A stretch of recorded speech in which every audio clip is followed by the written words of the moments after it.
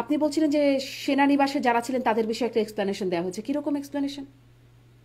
আমার ঠিক মনে নেই, বলেছিলেন যে বেশিরভাগই পাসপোর্ট হোল্ডার, এক নম্বর কিছু ডিপ্লোমেট, কিছু যারা বিদেশ ওই ওই পার থেকে এখানে এসেছেন তারা শেল্টার নিয়েছিল, এই ধরনের একটা এক্সপ্লেনেশন বোধহয় আইএসপিআর সেনাবাহিনী এর পক্ষ থেকে থেকে দেওয়া যেটি হতো। জানানো হয়েছিল মূলত রাজনৈতিক আমলা পুলিশ কর্মকর্তা এনারাই হ্যাঁ, হ্যাঁ। বেশি মাত্রায়, তো তারা তো অপরাধের সাথে নানানভাবে জড়িত, রাজনীতিক আমলা পুলিশ কর্মকর্তা।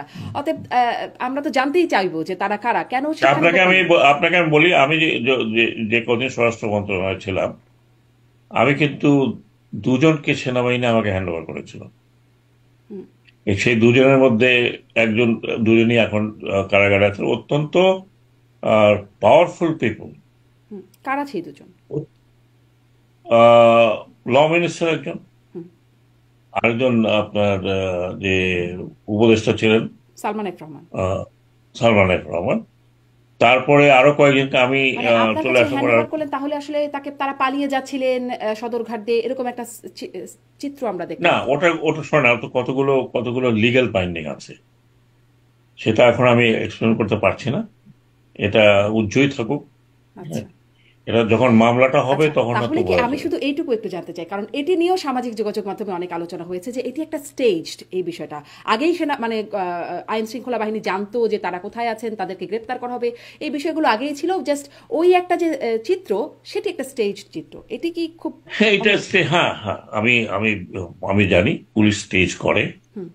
পুলিশ স্টেজ করে বিভিন্ন কারণে, আমি যদি একটা কারণ বলি, এখন এই ধরনের একজন লোককে যদি ধরা হয়, তাকে যদি বলে যে উনি অমুক জায়গা থেকে আমরা নিয়ে আসছি, এটা ওই সময়ে তার এটা কোনো অপরাধ, অপরাধ নয়।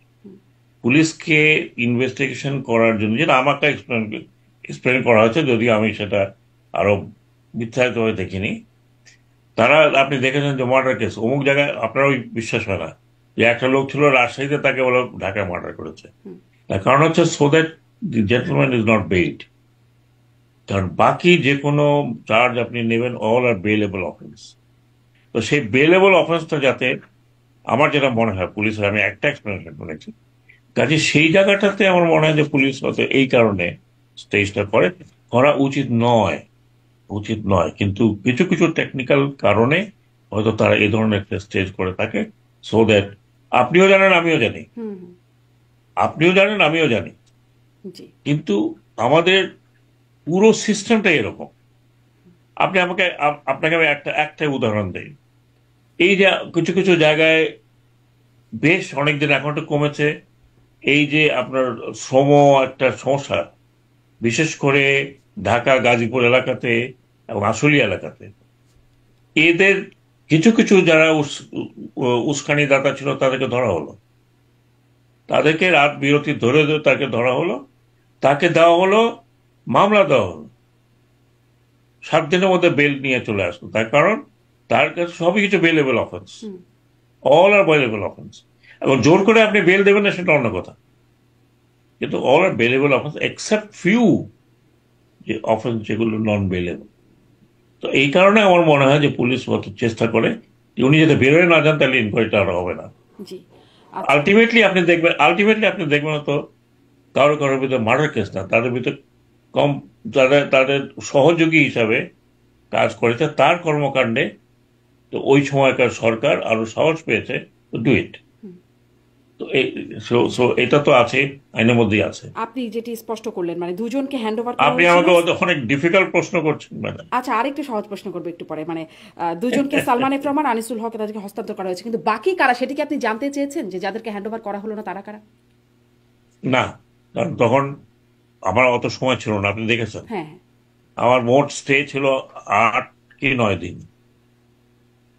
ওই 9 দিনের মধ্যে আমি কতটুকু করতাম, আমার প্রথম এইম ছিল পুলিশকে বাইরে নিয়ে আসা, পুলিশকে সাহস দেওয়া টু ওয়ার্ক। ওইটাই ছিল আমার প্রধান প্রধান এইম আমার ওই সময়, এবং সেটা আমি মোটামুটি কিছুটা করতে পেরেছি, জি, জি। সেই নয় কিছুটা দিনে করতে সেটি পেরেছি। সেটি মানে সেই 600 বাকি বাকি কারা তারা জানাটা সম্ভব হয়নি, পরবর্তীতেও আসলে জানা যায়নি। আমরাও অনেকবার জানবার চেষ্টা করেছি, এটা আর শোনাও যায়নি, বের করা যায়নি কোনোভাবে। আমি আর ইন্টারেস্টিং, কেন আমার সাবজেক্টের মধ্যে পড়ে না, আচ্ছা ঠিক মন্ত্রণালয়ের আছে, আমি সাবজেক্টের আসলে মধ্যে পড়ে না। কঠিন প্রশ্ন হয়ে যাচ্ছে, আপনি বলছিলেন, আমি এটা বাদ দিই।